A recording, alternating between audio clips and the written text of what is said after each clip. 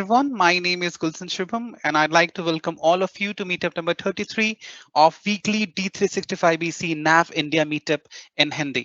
आज का टॉपिक है overview of general ledgers and dynamics 365 business central previously known as NAV. And आज के स्पीकर हैं Dhaval Bhatt. He is working as a functional consultant with IBM India. So Dhaval, you can start. Thank you Gulshan. Okay, so जैसे गुलशन ने बताया कि आज का जो टॉपिक है that is for understanding the general ledgers in business central और प्रीवियसली नोन एज NAV. तो बेसिकली जनरल लेजर्स का यूज क्या होता है सिस्टम के अंदर, और NAV या तो बिजनेस सेंट्रल के अंदर जनरल लेजर अकाउंट्स जो होते हैं वो हम कैसे डिफाइन कर सकते हैं, एंड फर्दर उनका यूज कैसे होता है, प्लस जो सिस्टम के अंदर as a functionality general ledger accounts का जो दिया हुआ है उस पे और क्या क्या एडिशनल चीजें हम देख सकते हैं for reporting purpose and all. So ये इसके रिगार्डिंग पूरा जो आज का सेशन रहेगा वो मैं आपको उसका ओवरव्यू समझाऊंगा. आज के सेशन का एक बार एजेंडा देख लेते हैं. सो आज के सेशन में हम बात करेंगे मेनली 3 चीजों पे. सो ये 3 चीजें जो है बेसिकली ये पूरा का पूरा हमें जनरल लेजर अकाउंट्स या तो हमारा जो पूरा चार्ट ऑफ अकाउंट्स का जो फंक्शनलिटी है सिस्टम के अंदर का वो कैसे वर्क करता है और हमारे पास क्या क्या फंक्शनलिटी है वो हम देख पाएंगे. तो फर्स्ट जो हमारा डिस्कशन रहेगा that is how we use chart of accounts. तो हम ये डिस्कस करेंगे कि भाई चार्ट ऑफ अकाउंट्स होता क्या है एंड हम उसका यूज किस तरीके से करते हैं. सेकंड होता है जो कि मेन पर्पस है कि elements of GL account card, मतलब GL अकाउंट कार्ड पे हम कौन कौन सी डिटेल्स जो है दैट वी हम इसका फिलअप करते हैं और based on the information provided GL account card पे उसका आगे यूज किस तरीके से हो सकता है ये रहेगा. एंड देन थर्ड जैसे मैंने बताया कि और चार्ट ऑफ अकाउंट्स के थ्रू हम सीधा ही उसी पेज से या कार्ड से हम और क्या क्या रिपोर्ट्स और कौन कौन सी इंफॉर्मेशन हम जो है ये देख सकते हैं या फिर डिफाइन कर सकते हैं, गो थ्रू कर सकते हैं. तो आज का मेन एजेंडा ये रहेगा. सो मैं स्ट्रेट अवे बिजनेस सेंट्रल के पेज पे ही चला जाता हूँ. ओके, सो आज के डेमो सेशन के लिए हम business central Indian version use कर रहे हैं. ठीक है, सो ये इसका डैशबोर्ड पेज है. एंड अगर हम जाए फाइनेंस ग्रुप के अंदर, फाइनेंस ग्रुप के अंदर हमारे पास एक ऑप्शन रहता है चार्ट ऑफ अकाउंट्स. ठीक है, तो मैं चले जाता हूँ चार्ट ऑफ अकाउंट्स पे. तो ये जो है ये चार्ट ऑफ अकाउंट का लिस्ट पेज है. सो नाउ आज की डेट में जितने भी हम आज हमारे पार्टिसिपेंट्स हैं, आई होप कि सब list page and card page का डिफरेंस जो है वो समझ रहे हैं कि लिस्ट पेज क्या होता है एंड कार्ड पेज क्या होता है. तो इस पे मैं सारा जो आपको डिफाइन करूं उससे पहले एक थोड़ा सा और एक मैं ब्रीफ दे देता हूं कि जनरल लेजर बेसिकली होता क्या है, उसका यूज क्या है और क्यों मतलब फाइनेंशियल सिस्टम के अंदर उसका इंपॉर्टेंस इतना है. तो बेसिकली अगर हम डेफिनेशन का बात करें फॉर एग्जांपल कि व्हाट इज जनरल लेजर, तो जनरल लेजर जो है वो किसी भी ERP सिस्टम का या फाइनेंशियल एप्लीकेशन जो होती है, सॉफ्टवेयर जो होते हैं उसका एक आप सेंटर पॉइंट बोल सकते हो या मेन कंपोनेंट बोल सकते हो. ठीक है, तो जब भी कोई भी सिस्टम के अंदर ERP के अंदर ट्रांजेक्शन्स पोस्ट होते हैं, ट्रांजेक्शन्स एग्जीक्यूट होते हैं, उसकी कहीं ना कहीं फाइनेंशियल इफेक्ट रहती है. तो ये जो फाइनेंशियल इफेक्ट जो होती है हर एक ट्रांजेक्शन की, वो फाइनेंशियल इफेक्ट कौन कौन से अकाउंट को अप्लाई होती है, उसको हिट करती है, ये सारी इंफॉर्मेशन जो है वो जनरल लेजर के अंदर हम स्टोर कर पाते हैं. ठीक है, तो ये एक सबसे फर्स्ट स्टेप हो गया कि भाई जनरल लेजर अकाउंट फर्स्ट कहाँ यूज होगा. तो एक्चुअल एंट्रीज जो होगी हर एक ट्रांजेक्शन की वो वहां पे पोस्ट होगी. सेकंड होता है कि जैसे मोस्ट ऑफ आप सारे जानते ही होंगे कि जो भी फाइनेंशियल डेटा होता है उसको समराइज करना, उसको रिपोर्ट के फॉर्म में देखना. Also some of the data जो होता है वो स्टैट्यूटरी रिक्वायरमेंट होता है कि किसी गवर्नमेंट बॉडी को या किसी भी ऐसा एक ऑर्गेनाइजेशन है जिसको प्रोवाइड करना भी जरूरी है बीइंग अ कंपनी. ठीक है, तो एक ये भी उसका यूज है. तीसरा चीज ये होता है कि भाई कोई भी फाइनेंशियल स्टेटमेंट अगर हम सिस्टम से डिराइव करते हैं, कोई भी ऑर्गेनाइजेशन है, बड़ा छोटा कोई भी है, वो फाइनेंशियल स्टेटमेंट जो होता है उसका मैं आता हूँ आगे उसके अंदर कि फाइनेंशियल स्टेटमेंट्स के टाइप कितने हैं, लेकिन उसका एक मेन मोटिव, एक वन ऑफ द मोटिव्स इस ये है कि भाई कोई भी बिजनेस कर रहा है तो बिजनेस का आज की डेट में स्टेटस किस तरीके का है। तो ये सारी की सारी चीजें जो है, ये मोर और लेस हर एक चीज जनरल लेजर के साथ एसोसिएटेड है, और company as an organization, as stakeholders in the organization, as well as to provide some data जो कि हम बाहर के किसी भी ऑर्गेनाइजेशन को हमें देना है, इन सारी चीजों के लिए जो है हमें डेटा जो है वो क्लब करना पड़ेगा, हमें स्टोर करवाना पड़ेगा। ये जो स्टोरेज का जो कंपोनेंट है सिस्टम के अंदर, दैट इज जनरल लेजर। अब बात आती है कि सिस्टम के अंदर मतलब बिजनेस सेंट्रल में या तो फिर एनएवी की हम बात करें, तो जनरल लेजर जो पूरा कंपोनेंट है उसका सिस्टम के अंदर दो क्लासिफिकेशन है। एक तो है चार्ट ऑफ अकाउंट्स, तो चार्ट ऑफ अकाउंट्स, और दूसरा जो पोर्शन है दैट इज जीएल बजट्स। अब जीएल बजट्स के बारे में ऑलरेडी एक सेशन हमारा प्रीवियसली हो चुका है जो कि गुलशन ने खुद ने लिया था। So if you want to refer to that, आप हमारे यूट्यूब चैनल पे जा सकते हैं। तो एक होता है कि चार्ट ऑफ अकाउंट जिसमें कि एक्चुअल जनरल लेजर्स होंगे हमारे, और दूसरा होता है जीएल बजट। जीएल बजट, अब बजट नाम से ही थोड़ा सा अंदाजा आ जाता है कि वो एक हमें उसका एक अंदाजा देता है, एक प्रोजेक्शन देता है। So these are the two main components related to general ledger in business central या तो एनएवी। अभी बात करते हैं, जैसे मैं अभी थोड़ी देर पहले एक्सप्लेन कर रहा था कि भाई किसी भी ऑर्गेनाइजेशन को अगर ये डेटा जो है ये स्टोर क्यों करवाना है, ये इसका फर्दर यूटिलाइजेशन क्या होता है। तो एक तो मेन पर्पस होता है कंपनी को मतलब स्टेक होल्डर्स को कंपनी का करंट पोजीशन क्या है ये जानना जरूरी है, that is number one. And second point is at the end of the year, पूरे साल भर में जितना भी कंपनी ने बिजनेस किया उसके बाद में क्या प्रॉफिट इन लोगों ने कमाया है कंपनी ने, ये दोनों ही चीजें देखना जरूरी है। तो इस दोनों मेन एस्पेक्ट के रेफरेंस में सिस्टम के अंदर जो है वो फाइनेंशियल डेटा स्टोरेज करवाने के लिए हमारे पास कंपोनेंट अवेलेबल है, that is chart of accounts. Alright, so chart of accounts जो है ये एक सिंपली आप बोल सकते हो कि एक ग्रुपिंग होता है जो सारे ही जो जीएल अकाउंट्स है जिनको कि क्लब करके एक हमें इसका ओवरव्यू दे देता है। तो अगर वो ओवरव्यू की हम बात करें, सो that is called chart of account list page. तो यहाँ पे आप देख सकते हो कि chart of account list page पे ये सारे ही जो अकाउंट्स है, ये अकाउंट्स का एक हायरार्किकल स्ट्रक्चर हमारे पास बना हुआ है। ठीक है, तो कोई भी स्टेक होल्डर जो है कंपनी का, जिसको की राइट्स है इस पर्टिकुलर लिस्ट को देखने के लिए, उसको यूज करने के लिए, they can have an overview straight away. ठीक है, सो this is the list page. इस पे और सारे एक्शंस है, इस पे मैं आगे आऊंगा हर एक चीज पे कि उसका क्या सिग्निफिकेंस है वो एक्सप्लेन करने के लिए। अब मान लीजिए अगर हमें कोई भी एक जीएल अकाउंट कार्ड बनाना है, ठीक है, तो जीएल अकाउंट कार्ड जब हम बनाएंगे तो वो हम किस तरीके से बनाएंगे, उसका कौन से टाइप का जीएल अकाउंट हमारा बनेगा इन चार्ट ऑफ अकाउंट लिस्ट, और हर एक का क्या सिग्निफिकेंस है। तो उसके लिए हमारे पास मेनली सिस्टम के अंदर total 5 number of fast steps है, जैसे कि general fast step, posting, consolidation, reporting and cost accounting. अब इसमें से जो very important and regularly used अगर हम बोले, तो वो सारी इंफॉर्मेशन हमें जनरल फास्ट स्टेप और पोस्टिंग फास्ट स्टेप के अंदर से डिफाइन करनी पड़ेगी और उसका यूजेज है। तो अभी आज के सेशन में मैं आपको यही एक्सप्लेन कर रहा हूँ कि हर एक चीज, कोई भी एक जीएल अकाउंट हमें क्रिएट करना है तो उसके लिए हमें कौन सी मिनिमम जो रिक्वायर्ड इंफॉर्मेशन है वो फिलअप करना है, ऑल्सो बाकी के जो इंफॉर्मेशन है उसका किस तरह से यूटिलाइजेशन होता है। सो वन बाय वन हम देखते जा रहे हैं। तो फर्स्ट इज नंबर। तो अगेन जो भी सिस्टम के अंदर नैव में या बिजनेस सेंट्रल में जो मास्टर डेटा है या कोई भी ट्रांजेक्शनल डेटा भी जो होता है, हर एक कार्ड के लिए हमारे पास एक यूनिक नंबर होता है, तो ये एक उसका नंबर हो जाएगा। नेम, मतलब कि जो जीएल अकाउंट हम क्रिएट कर रहे हैं उसका नेम या तो डिस्क्रिप्शन क्या रहेगा। ठीक है, तो इस केस में जैसे ये बैलेंस शीट का एक हेडर है, तो ये इसका नाम बैलेंस शीट रहेगा।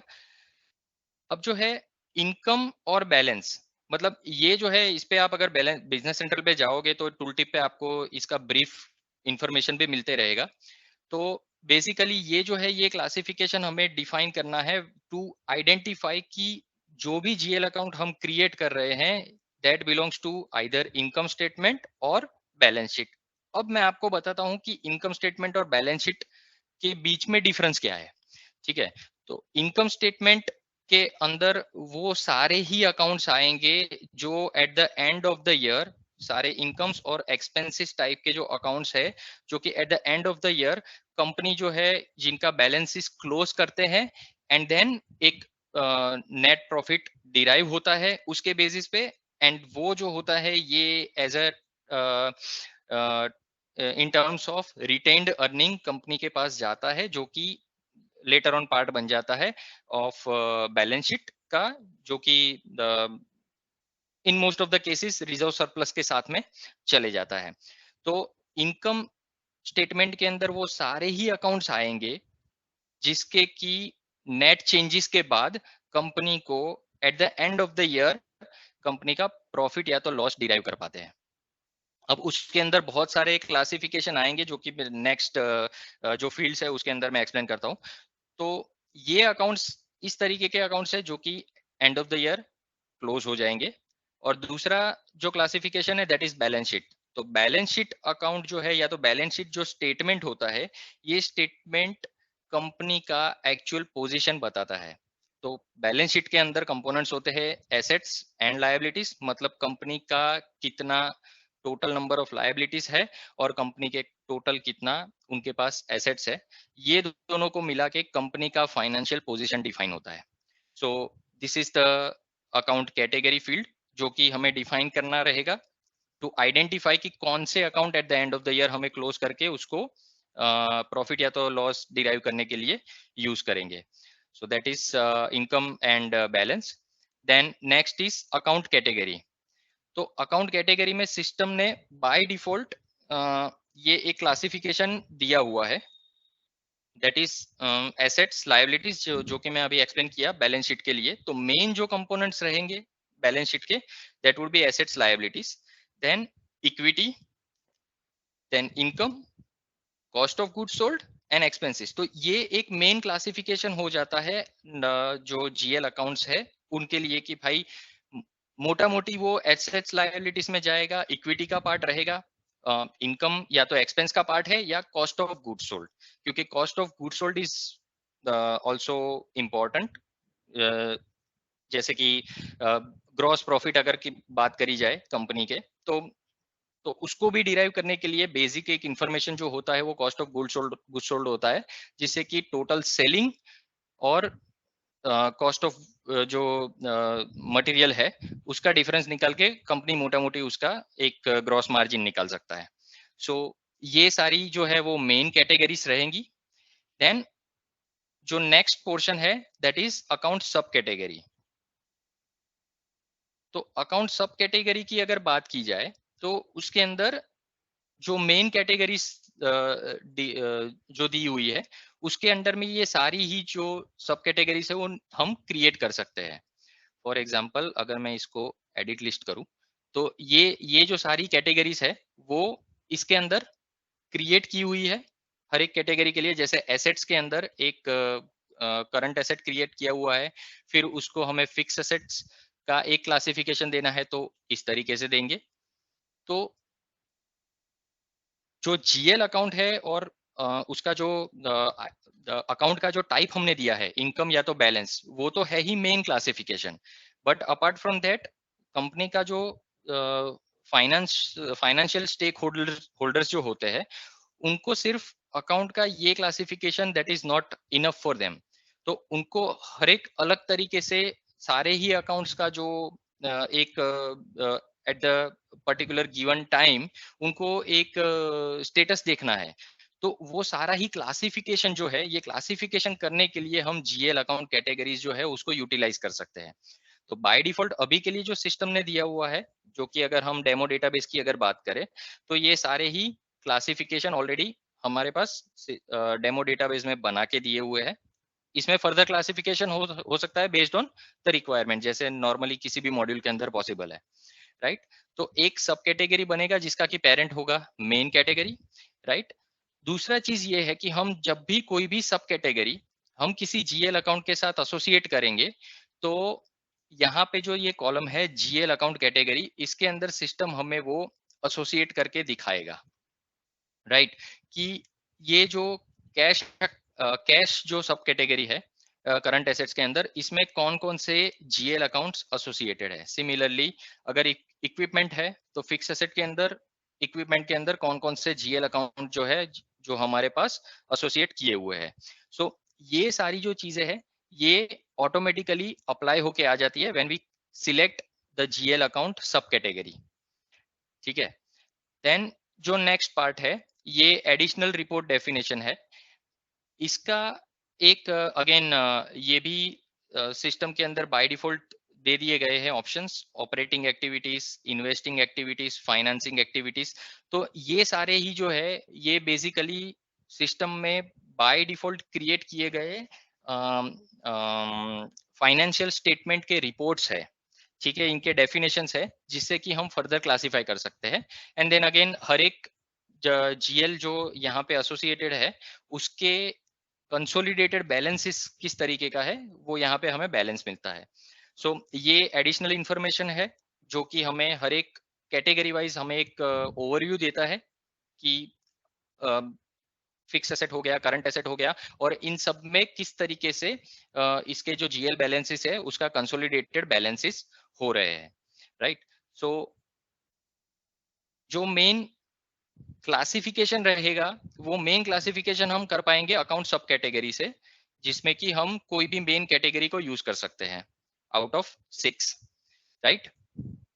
अच्छा, अभी जो एक बात है कि यहाँ पे ये जो जीएल अकाउंट हम क्रिएट कर रहे हैं, तो आप अगर आपने किसी और फाइनेंशियल अकाउंटिंग सिस्टम पे काम किया हो या कोई आपने क्लाइंट के साथ बात किया होगा तो उनका कोई एक ट्रेडिशनल या तो लेगेसी सिस्टम रहा होगा, तो मोस्टली जो प्रीवियस जो सारे ही सिस्टम्स होते थे उनमें एक चीज ये था कि ये जो क्लासिफिकेशन है इसका एक लिमिटेशन था कि अगर आपको एंड अकाउंट का अगर कोई भी बैलेंस चाहिए तो उसके लिए आपको जीएल अकाउंट जो है वो सेपरेट बनाना पड़ेगा, राइट।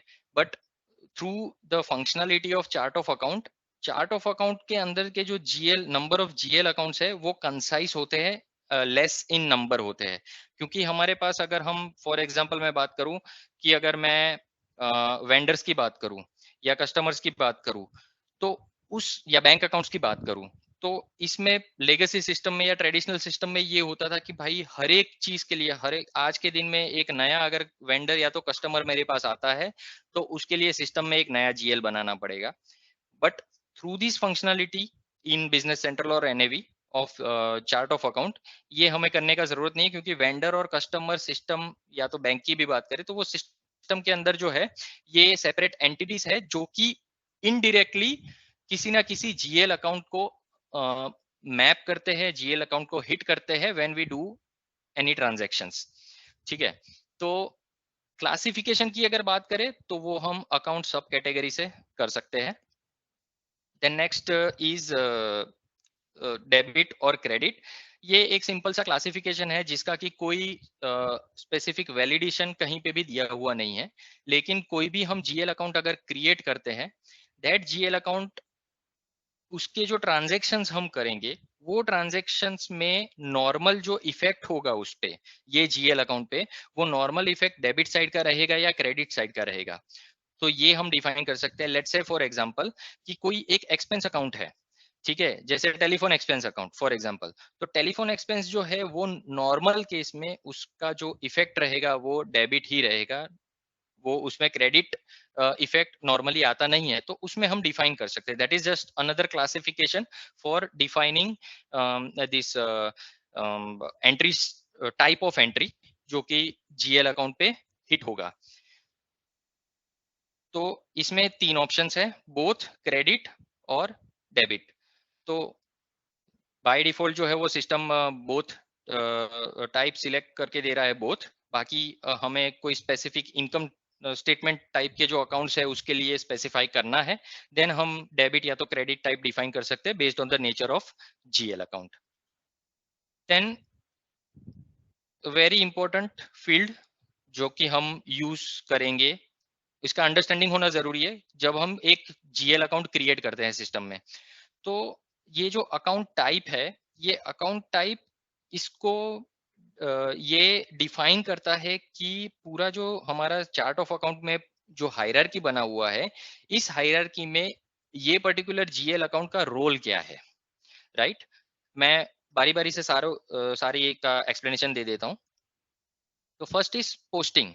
तो पोस्टिंग जो टाइप है, वो पोस्टिंग से हम अंदाजा लगा सकते हैं कि अगर किसी अकाउंट पे हमने अकाउंट टाइप अगर पोस्टिंग रखा हुआ है, दैट मीन्स कि ये जीएल अकाउंट सीधा सीधा जो भी ट्रांजैक्शन हो रहा है उसका पोस्टिंग इफेक्ट उस अकाउंट पे आएगा, जो कि नॉर्मल अकाउंट है। जैसे हम कोई भी सेटअप्स के अंदर भी हम जो डिफाइन करते हैं हमारे जनरल पोस्टिंग सेटअप के अंदर, या तो फिर हम जिस पे ट्रांजैक्शन करते हैं थ्रू जर्नल्स, वो सारे ही अकाउंट्स जो है वो उनका टाइप रहेगा पोस्टिंग, राइट? सीधा फाइनेंशियल इफेक्ट या तो जीएल का इफेक्ट जो आएगा वो पोस्टिंग टाइप के अकाउंट पे आएगा। Now next is heading. अब हेडिंग और टोटल ये दोनों इंटर रिलेटेड है, मतलब कि हेडिंग एक स्टार्टिंग पॉइंट है और टोटल एंडिंग पॉइंट है।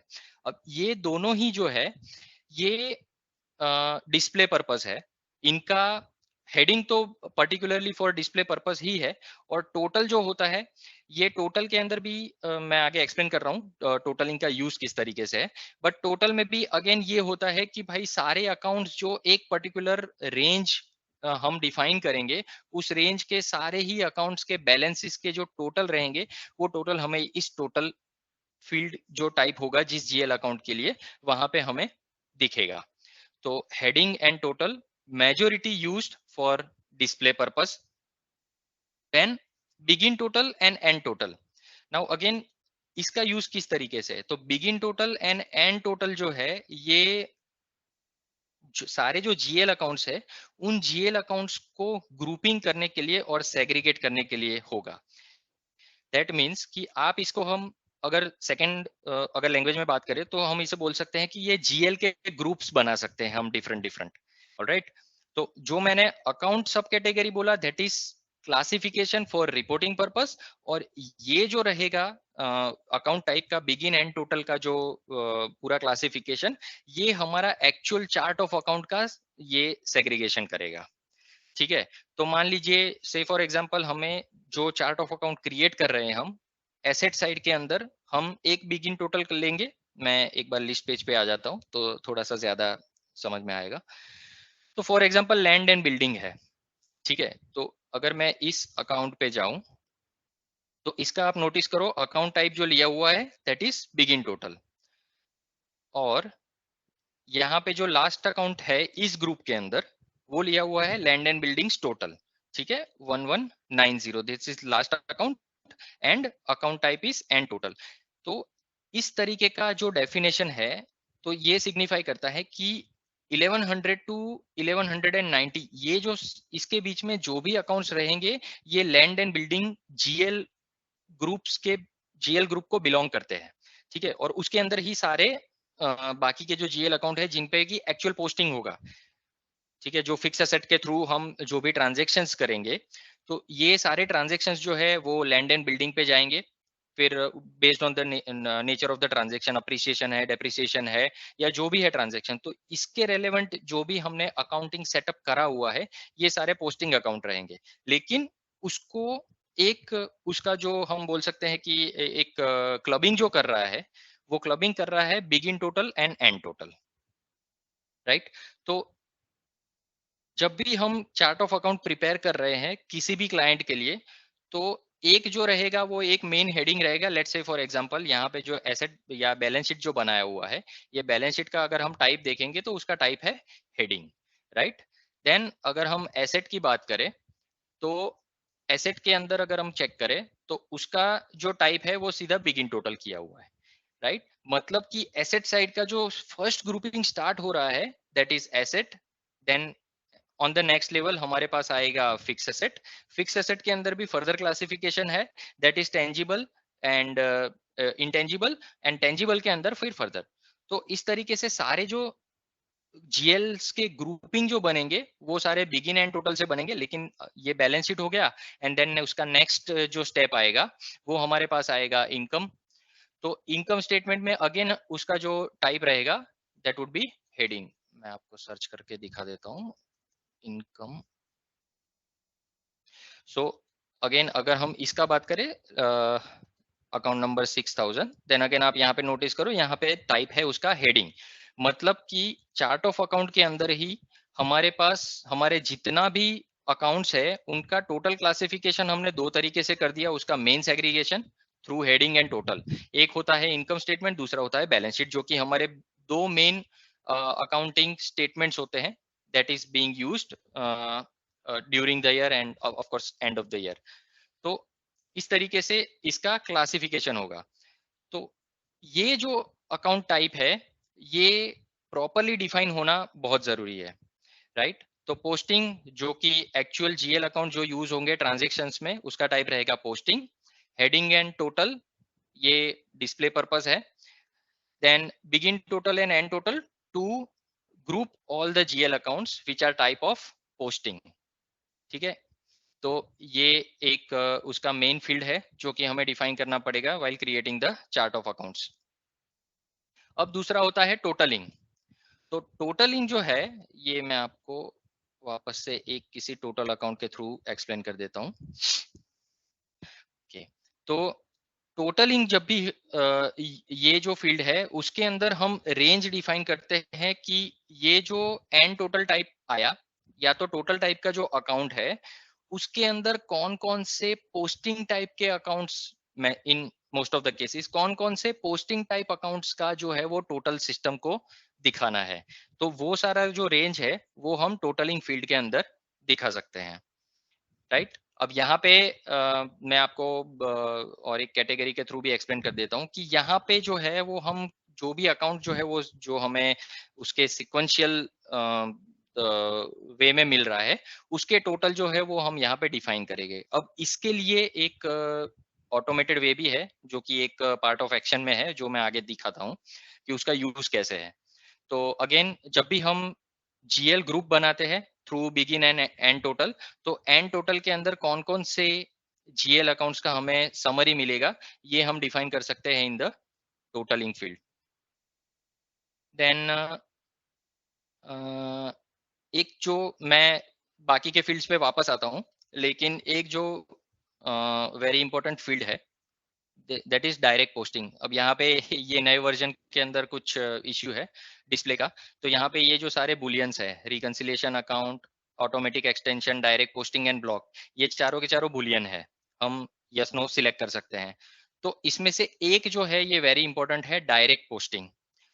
तो ये जो फील्ड है ये फील्ड का सिग्निफिकेंस क्या है ये बहुत एक अंडरस्टैंडिंग होना इसके लिए जरूरी है, क्योंकि बाय डिफॉल्ट जब भी हम नया कोई भी चार्ट ऑफ अकाउंट जब हम बना रहे हैं तब सिस्टम बाय डिफॉल्ट इसको यस इंटरप्रेट करके टैग कर देता है। तो बाय डिफॉल्ट जब भी हम नया जीएल अकाउंट बनाएंगे तो डायरेक्ट पोस्टिंग हमारे पास यस होगा। बट यहाँ पे इंपॉर्टेंट ये है कि जो भी जीएल अकाउंट इनडायरेक्टली उसका पोस्टिंग हो रहा है, इनडायरेक्टली से मतलब ये है मेरा कि जो भी अकाउंट्स थ्रू सेटअप एग्जीक्यूट हो रहे हैं उस पे ट्रांजैक्शन से, जैसे कि हमारे पास होते हैं हमारे कस्टमर का पोस्टिंग के लिए अकाउंट, ठीक है, फिर sales account, purchase account, vendors account, bank account. तो ये जो सारे अकाउंट्स है जो कि ऐसे एंटिटीज के साथ एसोसिएटेड है जिसपे कि ट्रांजैक्शन के पोस्टिंग के टाइप पे system automatically through setup definition account पे इफेक्ट देता है। तो वो सारे अकाउंट पे डायरेक्ट पोस्टिंग ऑलवेज नो होना चाहिए। उसका रीजन ये है, मेरे पास एक एग्जांपल भी है, मैंने बनाया हुआ है, मैं आपको एक्सप्लेन करता हूँ। क्योंकि ऐसे जो सारे अकाउंट्स है जिसपे कि इनडायरेक्ट इफेक्ट आता है, मतलब कि ट्रांजैक्शन के पोस्टिंग पे इफेक्ट आता है, तो ये सारे अकाउंट्स का एक सेपरेट एंटिटी है सिस्टम में, उसका भी एक हमारे पास समरी मिलता है। तो से फॉर एग्जांपल जो हमारे पास एक जीएल अकाउंट है सिस्टम के अंदर, that is customer domestic for example, ये वाला जीएल अकाउंट है। तो ये वाला जो जीएल अकाउंट है, इस पे आप नोटिस करो डायरेक्ट पोस्टिंग जो है वो यहाँ पे अभी के लिए यस किया हुआ है, ठीक है। तो अगर आप इसका बैलेंस अगर आपको रिकंसाइल करना है, तो नॉर्मली क्या होना चाहिए कि कस्टमर डोमेस्टिक्स मतलब जितने भी कस्टमर्स है जिसको कि हमने आइडेंटिफाई कर रखा है एज डोमेस्टिक कस्टमर, एंड हमारे कस्टमर पोस्टिंग सेटअप में उसके लिए ये अकाउंट टैग किया होगा 2310 फॉर पोस्टिंग, राइट। तो जब भी हम कस्टमर लेजर एंट्री का अगर बैलेंस हम निकालते हैं और उसका जो टोटल बैलेंस है, that should always reconcile with GL balance 2310। मतलब कि हमारा 2310 का ये जो बैलेंस है, बैलेंस एट डेट, और हमारा कस्टमर लेजर एंट्री का जो समरी निकलेगा उसका जो बैलेंस है वो ऑलवेज रिकंसाइल होना चाहिए।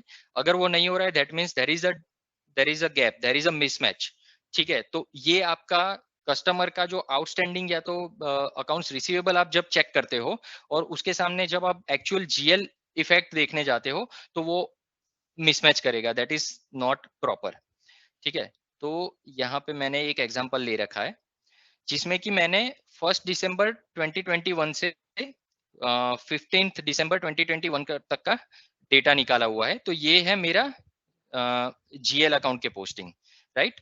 अभी आप यहाँ पे नोटिस करो, ये जो फर्स्ट लाइन है, ये फर्स्ट लाइन में चूंकि मैंने डायरेक्ट पोस्टिंग को यस कर रखा है, तो मैंने उस पे सीधा सीधा ये 2310 जीएल अकाउंट पे मैंने एक ट्रांजेक्शन पोस्ट कर दिया है, ठीक है। तो ट्रांजेक्शन पोस्ट करने का इफेक्ट जो है ये 1000 का, ये मेरा जो बाकी के जो ट्रांजेक्शन है उसके साथ में मिलके मेरे पास ये इफेक्ट आ रहा है 1,78,920। अब वही चीज अगर मैं कस्टमर लेजर एंट्री अगर मैं समरी निकालता हूं, तो उसके अंदर आप बैलेंस देखोगे तो यहाँ पे 1000 का गैप दिख रहा है।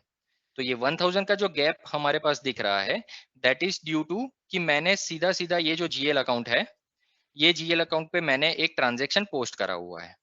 अब बात ये है कि अगर इस पे नो किया हुआ है, जैसे कि कस्टमर फॉरेन पे किया हुआ है, तो यहाँ पे डायरेक्ट पोस्टिंग नो रखा हुआ है, तो इस केस में सिस्टम जो है वो, अगर हम ये अकाउंट लेके हम सीधा सीधा एंट्री पोस्ट करने का ट्राई करें, तो सिस्टम हमें वैलिडेशन देता है कि direct posting must be equal to yes, ठीक है। Let us try and create a journal from here. For example मैं एक जनरल जर्नल पोस्ट करने का ट्राई करूंगा, तो मैं जीएल अकाउंट यहाँ पे 2320 लेता हूँ, ठीक है। तो दिस इज द वैलिडेशन कि direct posting must be equal to yes on GL account 2320। तो सिस्टम में ऑफ कोर्स वैलिडेशन जो रिक्वायर्ड है वो अवेलेबल है, बट अगर ये यस किया हुआ है then it may give discrepancy while we reconcile our customer ledger entries to our customers GL account, ठीक है। तो ये एक इंपॉर्टेंट फील्ड है जिसका कि बहुत ध्यान रखना जरूरी है, और जैसे मैंने बताया नया अकाउंट क्रिएट करोगे सिस्टम बाय डिफॉल्ट इसको यस मार्क करेगा, तो ये एक इंपॉर्टेंट पार्ट है। देन वापस आ जाते हैं जो बाकी के जो फील्ड्स है, जो एनहांसमेंट है, जो कि हमें रिपोर्ट्स के अंदर एप्लीकेबल मिलेंगे। तो एक फील्ड होता है नंबर ऑफ ब्लैंक लाइंस। तो नंबर ऑफ ब्लैंक लाइंस अगर आप इसका डिस्क्रिप्शन भी पढ़ोगे तो ये सिंपल है कि जब भी हम रिपोर्ट प्रिंट करते हैं, जैसे ट्रायल बैलेंस का रिपोर्ट हो गया फॉर एग्जांपल, तो ट्रायल बैलेंस के रिपोर्ट में जब भी हम ये अकाउंट प्रिंट करेंगे, तो इस अकाउंट से पहले सिस्टम ब्लैंक लाइन एक छोड़ देगा। यहाँ पे अगर 0 रखा है तो कोई ब्लैंक लाइन नहीं आएगा, अगर 1 रखा है तो जब भी रिपोर्ट प्रिंट होगा सिस्टम इस अकाउंट से पहले एक ब्लैंक लाइन छोड़ देगा, मतलब कि उसका एक गैप दिखेगा हमें टू आइडेंटिफाई कि भाई ये अकाउंट एक सेपरेटली दिख सके, right. Then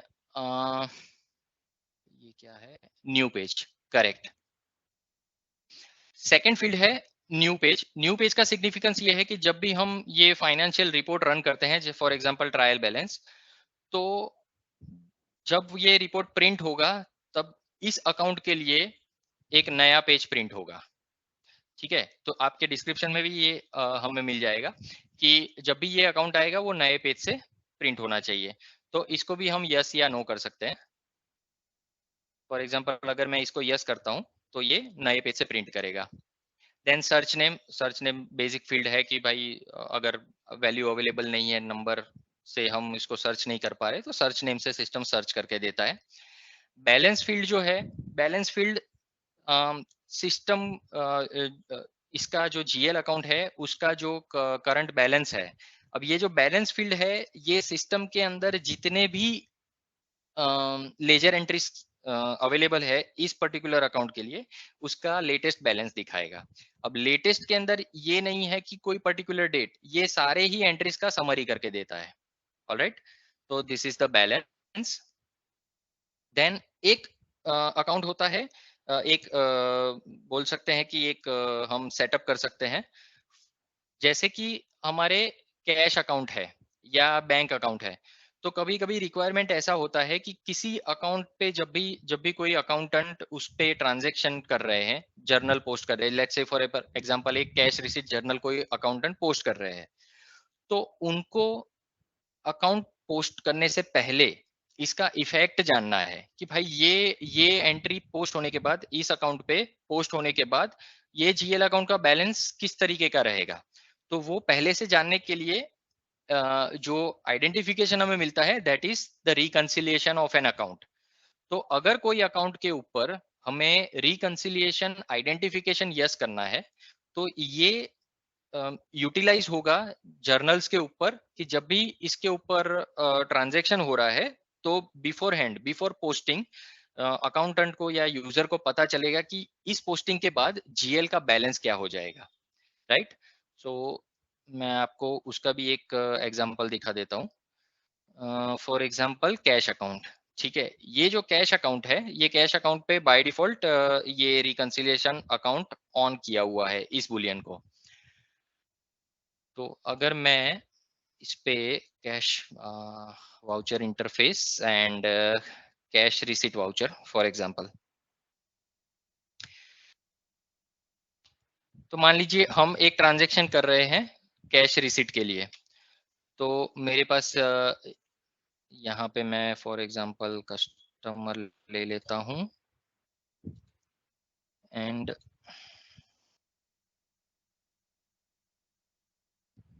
for example this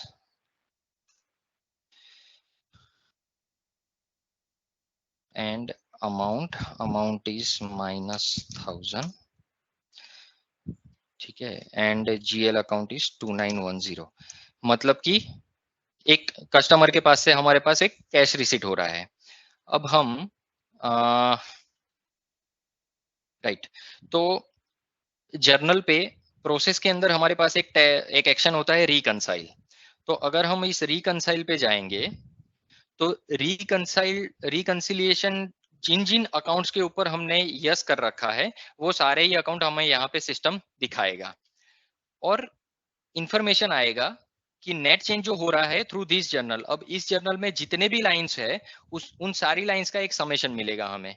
ठीक है, तो इन टोटल इस जर्नल के थ्रू ये 1000 डेबिट हो रहा है ये अकाउंट, और पोस्टिंग के बाद इस जीएल का बैलेंस जो है वो 31,49,198.70 हो जाएगा।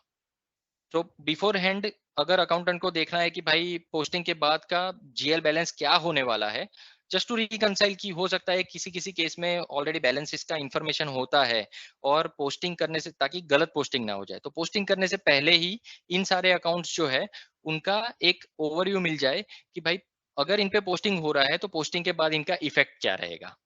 राइट, तो ये जो फंक्शनलिटी है ये हमें जर्नल्स पे अवेलेबल है थ्रू रिकंसिलिएशन ऑप्शन, और अकाउंट के ऊपर जो है ये हमारा रिकंसाइल वाला जो अकाउंट ये जो ऑप्शन है इसको चेकबॉक्स को यस होना चाहिए, इस बुलियन को यस होना चाहिए। Then next is automatic extended text. अब ऑटोमेटिक एक्सटेंडेड टेक्स्ट क्या होता है कि जब भी कोई भी अकाउंट के ऊपर हमें अगर कोई एक्सटेंडेड टेक्स्ट डिफाइन किया हुआ है, जैसे कि एक्सटेंडेड टेक्स्ट जो होता है मास्टर के ऊपर, ये मोस्टली आइटम के ऊपर भी हमारे पास अवेलेबल होता है, जीएल के ऊपर भी होता है। तो अगर जीएल का हमने कोई भी एक्सटेंडेड टेक्स्ट बनाया हुआ है ऑलरेडी, ऐसे फॉर एग्जांपल लैंग्वेज कोड तो नहीं डिफाइन करना है। अब एक्सटेंडेड टेक्स्ट का भी एक डेफिनेशन हम कर सकते हैं कि कोई पर्टिकुलर लैंग्वेज के थ्रू करवाना है तो उस लैंग्वेज कोड के साथ सिस्टम डेटा मतलब लाइन इंसर्ट करेगा। ठीक है, इसका डिस्क्रिप्शन तो जैसे टेस्ट डिस्क्रिप्शन हो गया, और ये extended text particular time period के बीच में एप्लीकेबल होना चाहिए, तो ये हम दे सकते हैं। एंड देन हम कोई भी एक टेक्स्ट ले लेते हैं, text line 1 and text line 2। Alright, तो ये जो है ये जीएल अकाउंट के लिए एक एक्सटेंडेड टेक्स्ट जो है ये हमने डिफाइन कर दिया। नाउ इसका यूज क्या होता है कि जब भी अगर हमने इसको यस करा हुआ है, फॉर एग्जांपल मैं इसको अभी यस कर देता हूँ, ये आपको दिख नहीं रहा है लेकिन ये ऑन हो रहा है। तो जैसे ही मैं कोई भी ट्रांजेक्शन करूंगा, लेट्स से फॉर एग्जांपल मैं एक सेल्स ऑर्डर पे जाता हूँ एंड न्यू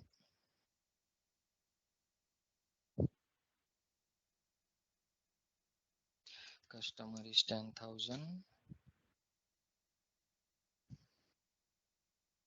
अब फॉर एग्जांपल यहाँ पे मैं जीएल सिलेक्ट कर रहा हूँ एंड 2910। तो आप यहाँ पे नोटिस करो, एक एडिशनल जो भी एक्सटेंडेड टेक्स्ट के अंदर हमने डिफाइन किया हुआ था वो as a line type comment system जो है वो ऑटोमेटिकली ऐड कर देता है। तो ये इसका एक सिंपल सा यूज है फॉर ऑटोमेटिक एक्सटेंडेड टेक्स्ट, और ये सारे डॉक्यूमेंट्स के ऊपर जाएगा सेल्स परचेस के। राइट, डॉक्यूमेंट टाइप के जो भी ट्रांजेक्शन्स होंगे उस पे ये इजीली अवेलेबल होगा, तो ये हम यूज कर सकते हैं। Then the next is 2910। Okay, direct posting जो मैंने ऑलरेडी एक्सप्लेन कर दिया। ब्लॉक्ड का मीनिंग सिंपल सा है, जो सारे ही मास्टर्स के लिए अवेलेबल है, कि अगर ये हमने ब्लॉक को यस करा हुआ है एंड अगर हम ट्रांजेक्शन में इसको यूज करेंगे तो सिस्टम अलाउ नहीं करेगा, वैलिडेशन देगा that block should be no on the GL account. Then next is omit default description. अब ये जो फंक्शनलिटी है ओमिट डिस्क्रिप्शन वाला या तो अकाउंट कैटेगरी वाला, तो ये 2016 में अवेलेबल नहीं था। ठीक है, तो ओमिट डिफॉल्ट डिस्क्रिप्शन का यूज ये है कि जर्नल पे हम कभी भी ये जो अकाउंट यूज करते हैं, तो अगर हमने ये ओमिट कर रखा है तो सिस्टम डिस्क्रिप्शन फील्ड जो होता है जर्नल लाइन पे, वहां पे बाय डिफॉल्ट जो है इसका जो वैल्यू है, मतलब कि जो जीएल अकाउंट का नाम है इन नॉर्मल केसेस, वो एज अ डिस्क्रिप्शन वो वहां पे पॉपुलेट कर देता है। बट अगर हमने ये इसको ओमिट करके रखा हुआ है देन सिस्टम जो है वो डिस्क्रिप्शन फील्ड को ब्लैंक छोड़ेगा। तो अगर मान लीजिए मैं यहाँ से वेयर इज इट, नहीं, actions functions, no, GL account बाहर से ही करना पड़ेगा। ओके, मैं किसी जर्नल पे जाता हूँ फॉर एग्जांपल, राइट, और 2910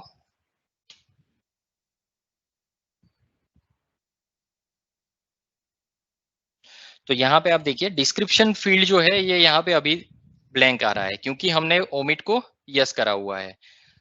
अगर मैं वापस यहाँ पे जाऊं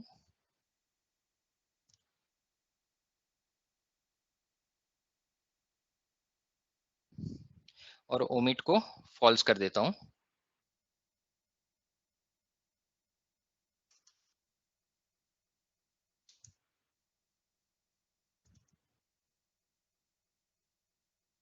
तो डिस्क्रिप्शन में जीएल का जो नेम है वो एज ए डिस्क्रिप्शन प्रिंट होके आ जाता है। तो ये एक एडिशनल या तो एनहांसमेंट बोल सकते हो, एडिशनल फंक्शनलिटी बोल सकते हैं कि ये जीएल अकाउंट पे ऑलरेडी अवेलेबल है, सो दैट डिस्क्रिप्शन के अंदर अगर कोई और डिटेल्स भरना है, कुछ अलग अलग तरीके का नरेशन करना है, तो इसको नो रखेंगे हम।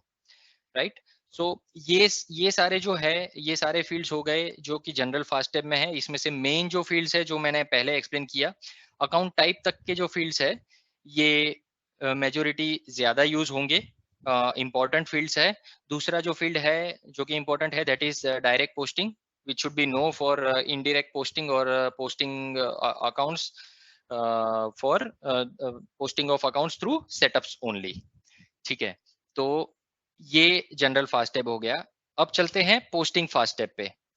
तो पोस्टिंग फास्ट टैब के अंदर जो फील्ड्स है, most of you must be knowing it, but एक बेसिक इंफॉर्मेशन के लिए मैं सारा वापस से एक्सप्लेन कर देता हूँ।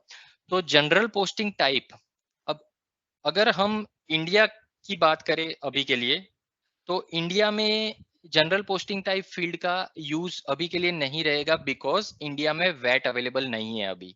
क्योंकि जनरल पोस्टिंग टाइप जो है वो सीधा सीधा एप्लीकेबल होता है वैट पोस्टिंग के लिए। तो इसके अंदर हमारे पास इन टोटल 4 ऑप्शंस है। पहले 3 ही ऑप्शन हुआ करते थे, ब्लैंक, परचेज एंड सेल्स। अभी एक चौथा भी ऑप्शन है, सेटलमेंट। तो बेसिकली इसका पर्पस ये है कि जब भी हम सेल्स या परचेज का ट्रांजैक्शन करेंगे, तो वैट लेजर एंट्री जो क्रिएट होता है वो किस टाइप के लिए क्रिएट होना चाहिए, दैट इज फॉर सेल्स के लिए क्रिएट होना चाहिए, या तो परचेज के लिए क्रिएट होना चाहिए, या तो फिर सेटलमेंट के लिए है। तो ये एंट्री का आइडेंटिफिकेशन जो है वो इस फील्ड से होता है। और दूसरा इसमें इंपॉर्टेंट आइडेंटिफिकेशन ये है कि जनरल पोस्टिंग टाइप जो हम डिफाइन करेंगे वो नॉर्मली इनकम स्टेटमेंट टाइप के अकाउंट्स पे ही होगा। Let's say for example purchase account हो गया, या तो फिर डायरेक्ट कॉस्ट अकाउंट हो गया। अगर उसके एसोसिएटेड अकाउंट है तो ही हम इसके अंदर जनरल पोस्टिंग टाइप जो है उसका टाइप हम सिलेक्ट करेंगे based on the nature of the transaction that we are going to use. Otherwise बाकी के अकाउंट्स के लिए हम इसे ब्लैंक रखेंगे। अगेन इंडिया के लिए ये अभी एप्लीकेबल नहीं होगा बिकॉज इंडिया में वैट नहीं है, राइट। तो ये हो गया general posting type. Then next important field जो है, general business posting group and general product posting group. अब ये दोनों जो है ये इंटर रिलेटेड फील्ड्स है, जो कि आकाश ने ऑलरेडी एक सेशन के अंदर एक्सप्लेन किया हुआ था कि हमारा पोस्टिंग सेटअप्स कैसे हम डिफाइन करते हैं। तो इसका मैं एक ब्रीफ दे देता हूँ कि जनरल बिजनेस पोस्टिंग ग्रुप ये क्या होता है कि जो भी हमारे सेल्स या परचेस के ट्रांजेक्शन है, मतलब कि वेंडर और कस्टमर के साथ हम जो भी ट्रांजेक्शन्स करते हैं, तो वो ट्रांजेक्शन का पोस्टिंग जो होगा, वो पोस्टिंग का आइडेंटिफिकेशन जो होता है वो जनरल बिजनेस पोस्टिंग ग्रुप और प्रोडक्ट पोस्टिंग ग्रुप के कॉम्बिनेशन से होता है, राइट। तो प्रायोरिटी जो मिलेगा ऑलवेज वो हमारे पास रहेगा वेंडर या तो कस्टमर के ऊपर, बिकॉज उसको प्रेसिडेंस मिलता है, क्योंकि वो जो है वो मेन बिजनेस पार्टी होते हैं, वेंडर या तो कस्टमर। लेकिन अगर मान लीजिए कोई भी सेल्स और परचेस का ट्रांजेक्शन हम कर रहे हैं और उसके अंदर हम जीएल ले रहे हैं, तो वो हमने अगर वो जीएल लिया है, तो जीएल का पोस्टिंग जो होगा वो किस तरीके से होगा ये डिफाइन करता है जनरल बिजनेस और प्रोडक्ट पोस्टिंग ग्रुप के कॉम्बिनेशन से। तो प्रेसिडेंस मिलेगा हमारे वेंडर या तो कस्टमर को। अगर वो नहीं है और सीधा जीएल के साथ हम ट्रांजैक्शन पोस्ट कर रहे हैं, तो फिर यहाँ पे जो हमने बिजनेस और प्रोडक्ट पोस्टिंग ग्रुप हम सिलेक्ट किया हुआ है, उसके बेसिस पे सिस्टम जो है वो जनरल पोस्टिंग सेटअप से जो रेलेवेंट अकाउंट है सेल्स या परचेस का या सीओजीएस का या डायरेक्ट कॉस्ट का जो अकाउंट है, वो सारे फैच करके at the time of posting system उस पर फाइनेंशियल इफेक्ट जो है वो पोस्ट करेगा। Similarly VAT business and product posting group, तो वैट के जो सेटअप्स है, वैट पोस्टिंग सेटअप, अगेन वो इसी बिजनेस पोस्टिंग और प्रोडक्ट पोस्टिंग ग्रुप के डेफिनेशन से ही वो सेट होते हैं इन वैट पोस्टिंग सेटअप। तो जैसे जनरल पोस्टिंग सेटअप है, सिमिलरली वैट पोस्टिंग काम करेगा। तो वेंडर और कस्टमर अगर ट्रांजैक्शन पे है अवेलेबल तो उसको प्रेसिडेंस मिलेगा, और उन जनरल और वैट बिजनेस और प्रोडक्ट पोस्टिंग ग्रुप के बेसिस पे सिस्टम उसके अकाउंट्स को फैच करेगा एंड एंट्री का इफेक्ट देगा। और अगर जीएल के बेसिस पे हो रहा है तो जीएल का जो जीएल अकाउंट पे जो हमने डिफाइन किया हुआ है उसके बेसिस पे सिस्टम जो है वो अकाउंट्स फैच करके उसका पोस्टिंग करेगा। सो अगेन वैट इंडिया में अवेलेबल नहीं है, तो इंडिया के लिए ये फील्ड इतना रेलेवेंट नहीं है।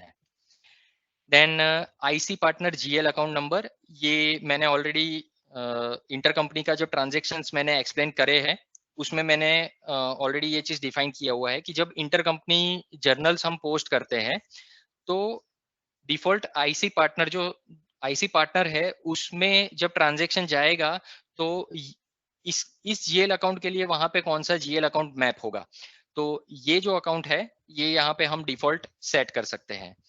तो फॉर एग्जांपल यहाँ पे 2910 डिफाइन किया हुआ है, दैट मीन्स कि इंटर कंपनी जो ब्रांच है सिस्टम के अंदर उसमें भी पार्टनर का जीएल अकाउंट जो है वो 2910 ही है, तो पोस्टिंग जो होगा वहां पे वो 2910 अकाउंट में ही होगा। नेक्स्ट फील्ड इज ये एनहांसमेंट है जो कि 2016 में नहीं है, डिफॉल्ट डेफरल टेम्पलेट। अब डेफरल टेम्पलेट जो है ये हम डिफाइन कर सकते हैं। अब जानना ये जरूरी है व्हाट इज डेफरल। तो एक टर्मिनोलॉजी होती है फाइनेंस के अंदर, differing income and differing expenses, ठीक है। तो उसका एक मेजर जो हम डेफिनेशन बोले या उसका मतलब समझे अगर, तो वो ये होता है कि हम किसी भी जीएल अकाउंट की वैल्यू फॉर हमारे रिपोर्टिंग पर्पस या तो एनालिसिस पर्पस के लिए उसको अगर हम एक्चुअल पोस्टिंग डेट से किसी अलग डेट रेंज के अंदर हम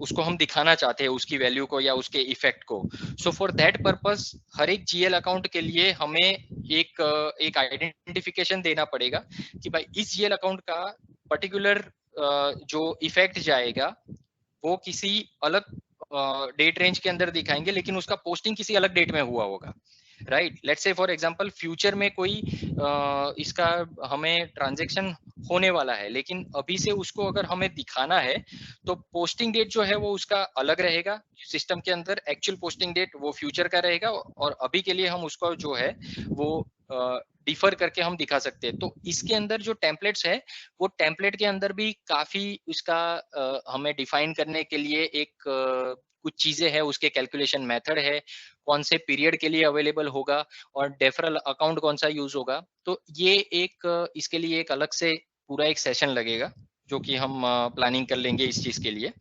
तो अगर मोटा मोटी अगर डेफिनेशन का बात करूं तो ये है कि कोई भी ट्रांजैक्शन का एक्चुअल पोस्टिंग है उसके अलावा किसी भी डेट रेंज के अंदर उसका इफेक्ट अगर हमें दिखाना है तो उसके लिए हम डिफरिंग इनकम और एक्सपेंस का यूज करेंगे और उसके लिए हम डेफरल टेम्पलेट का यूज करेंगे, राइट। तो ये फील्ड हो गया, दैट इज डेफरल टेम्पलेट। तो डिफॉल्ट डेफरल टेम्पलेट कौन सा है ये हम डिफाइन करते हैं।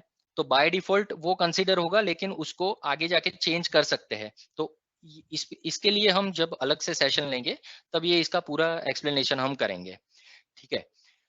Next is GST group code, GST credit, HSN SSC code and exempted. ये चारों फील्ड जो है वो जीएसटी सेंट्रिक है। तो जैसे हम ऑफ कोर्स जब हम आइटम का ट्रांजैक्शन कर रहे हैं फॉर इंडियन लोकलाइजेशन तो आइटम के ऊपर भी हम GST group code, HSN code, उसका क्रेडिट जो है मतलब अवेलमेंट है, नॉन अवेलमेंट है या क्या है, वो हम डिफॉल्ट कॉन्फ़िगरेशन हम डिफाइन कर लेते हैं, ठीक है। तो सिमिलरली जब हम सर्विस की बात करें, जब हम सर्विस अकाउंट यूज करते हैं, हमारा परचेज या सेल्स का ट्रांजैक्शन जब होगा जो कि सर्विस के लिए है, तो उसके लिए हमारा जो जीएल अकाउंट रहेगा वो जीएल अकाउंट के लिए डिफॉल्ट कॉन्फ़िगरेशन कौन से रहेंगे, डिफॉल्ट जीएल ग्रुप कौन सा रहेगा, उसका डिफॉल्ट सर्विस अकाउंट कोड क्या रहेगा। तो ये सारा कॉन्फ़िगरेशन जो है वो हम पर्टिकुलर अकाउंट के साथ टैग कर सकते हैं सो दैट ट्रांजैक्शन जब हम कर रहे हैं तो वो बाय डिफॉल्ट पॉपुलेट होके आ जाता है सेम एज आइटम, राइट।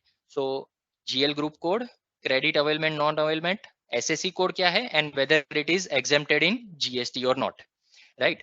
तो ये जो पूरा पोस्टिंग फास्ट टैब है इसके सारे जो फील्ड्स है इसका मीनिंग ये होता है। देन आता है कंसोलिडेशन। तो कंसोलिडेशन पे भी हमारा ऑलरेडी सेशन हो चुका है जो कि वैभव ने लिया था। तो उसमें एक्सप्लेन किया हुआ है कि कंसोलिडेशन कंपनी के अंदर जब भी हम इस अकाउंट को यूज करेंगे, फॉर एग्जांपल 2910 कैश अकाउंट को, तो कैश अकाउंट के जो भी डेबिट एंट्रीज है वो कंसोलिडेशन कंपनी के अंदर कौन से अकाउंट में हिट होंगे और क्रेडिट एंट्रीज जो है वो कौन से अकाउंट में हिट होंगे, वो हम यहाँ पे बाय डिफॉल्ट डिफाइन कर सकते हैं। बेस्ड ऑन दैट सिस्टम इसको कंसीडर करेगा इन कंसोलिडेशन, राइट। एंड दूसरा जो होता है कंसोलिडेशन ट्रांसलेशन मेथड, जो कि ऑलरेडी है कि भाई मल्टी करेंसी के जो रेट होते हैं, मतलब दो यूनिट्स है, दोनों की करेंसीज अलग अलग है, तो दोनों ही केस में जब हम कंसोलिडेशन कंपनी में उसकी वैल्यूज लेके जाते हैं तो उसका टाइप क्या रहता है, उसका ट्रांसलेशन मेथड क्या रहता है, तो ये ऑलरेडी कंसोलिडेशन का पार्ट हो चुका है। देन रिपोर्टिंग का बात करें तो रिपोर्टिंग के अंदर है एक्सचेंज रेट एडजस्टमेंट। अब ये जो फील्ड है ये बेसिकली उस सिनेरियो में यूज होता है जब एज अ बिजनेस हम सिस्टम के अंदर एडिशनल रिपोर्टिंग करेंसी का यूज करते हैं, राइट। तो एडिशनल रिपोर्टिंग वो भी एक अलग से टॉपिक है, लेकिन उसका मैं ब्रीफ दे देता हूँ कि वो होता कैसे है। तो बेसिकली एडिशनल रिपोर्टिंग करेंसी जब हम यूज कर रहे हैं तो जब भी सिस्टम ट्रांजैक्शन पोस्ट करता है तो एडिशनल रिपोर्टिंग करेंसी के अंदर भी उसका वैल्यू होता है। नाउ जब हम एडजस्ट करेंसी रेट का जब हम बैच ऑफ यूज करते हैं mostly at the end of the year, तो उस टाइम पे ये जो एडिशनल करेंसी और लोकल करेंसी, इस पे जो इफेक्ट होना चाहिए करेंसी एक्सचेंज रेट के फ्लक्चुएशन का, राइट। तो करेंसी एक्सचेंज रेट के फ्लक्चुएशन का जो इफेक्ट आएगा, वो इफेक्ट किस तरीके से रहेगा वो हम डिफाइन कर सकते हैं यहाँ पे, क्योंकि वो एक करेंसी रहेगा, वो करेंसी पे जीएल हमारा एसोसिएट होगा, और जब भी हम ये एडजस्टमेंट बैच जब रन करेंगे तो उस टाइम पे अगर नो एडजस्टमेंट है तो कोई इफेक्ट नहीं आएगा। एडजस्ट अमाउंट होगा तो जो करेंसी फ्लक्चुएशन होगा उस बेसिस पे ये जीएल का जो मेन अमाउंट है वो उसमें करेंसी एक्सचेंज रेट से उसको एडजस्ट करेगा, और adjust additional currency amount, that is कि एडिशनल करेंसी अमाउंट की जो वैल्यू है उसको अगर वो एडजस्टमेंट करवाना है तो वो थर्ड वाले ऑप्शन से होगा। तो अगेन अगर हम एडिशनल करेंसी यूज कर रहे हैं एंड ट्रांजैक्शंस हो रहे हैं सिस्टम के अंदर तो उस सिनेरियो में इसका यूज होगा। बट अगेन जो एक्चुअल फाइनेंशियल इफेक्ट है, बिकॉज एडिशनल करेंसी जो है वो रिपोर्टिंग पर्पस यूज है सिस्टम के अंदर, उसका एक्चुअल फाइनेंशियल इम्पैक्ट कभी भी नहीं होता। तो इन दैट केस अगर हमें यूज करना है तो ये तीन में से कोई भी एक ऑप्शन हम यूज कर सकते हैं। एंड कॉस्ट अकाउंटिंग, तो कॉस्ट अकाउंटिंग के अंदर एक पूरा एक सिस्टम के अंदर एक अलग से मॉड्यूल है। तो जब हम उसका चार्ट ऑफ कॉस्ट अकाउंट जब हम डिफाइन करते हैं तो उसके अंदर एक डेफिनेशन होता है कि भाई पर्टिकुलर कंपोनेंट के एसोसिएशन में सिस्टम का जो एक्चुअल जीएल अकाउंट जो उसके साथ एसोसिएटेड है वो कौन सा है। तो यहाँ पे जो कॉस्ट टाइप नंबर दिया हुआ है, तो इस कॉस्ट टाइप के साथ में अगर जो 2910 कैश अकाउंट एसोसिएटेड है हमारे कॉस्ट अकाउंट मॉड्यूल के अंदर, तो यहाँ पे बाय डिफॉल्ट उसका cost type number system populate करके लेके आएगा, राइट। तो ये हो गया एक कॉस्ट अकाउंटिंग मॉड्यूल के थ्रू यहाँ पे हमें ये डिस्प्ले पर्पस दिखेगा, यहाँ पे हम कोई चेंज नहीं कर सकते बिकॉज ये डिसेबल्ड है, राइट। सो अगर मैं अगेन बात करूं कि बेसिक फंक्शनैलिटी या बेसिक चार्ट ऑफ अकाउंट हमें पूरा क्रिएट करना है और एक जीएल अकाउंट अगर हमें क्रिएट करना है तो हमारे पास मेजोरिटी जो यूज में आएगा वो हमारे पास आएगा जनरल फास्ट टैब के अंदर के जो फील्ड्स है ये हमें डिफाइन करना पड़ेगा, एंड पोस्टिंग फास्ट टैब। इन दोनों ग्रुपिंग के जो जितने भी फील्ड्स है उसके थ्रू सारे ही ट्रांजेक्शन्स थ्रू आउट सिस्टम के अंदर जर्नल्स डॉक्यूमेंट्स सारे उसके हर एक जीएल अकाउंट पे इफेक्ट आएंगे, राइट। तो ये हो गया बेसिक एक आइडिया, एक इंफॉर्मेशन ऑन कि हम कैसे क्रिएट करेंगे एक जीएल अकाउंट कार्ड, राइट। अब जीएल अकाउंट कार्ड पे बाकी भी अलग अलग एक्शंस है, तो वो एक फटाफट से देख लेते हैं। जैसे कि जनरल पोस्टिंग सेटअप, मतलब कि अगर हमने एक जीएल अकाउंट बनाया है और हमें सीधा जनरल पोस्टिंग सेटअप पे मूव करना है उसको डिफाइन करने के लिए, तो वो हम कर सकते हैं। मतलब ये एक पार्ट ऑफ नेविगेशन हो गया। Similarly VAT posting setup and GL register पे मैं आता हूं अभी थोड़ी देर में। Then next option is account, तो इस अकाउंट पे जो भी लेजर एंट्रीज क्रिएटेड है वो हम सीधा सीधा यहाँ से देख सकते हैं।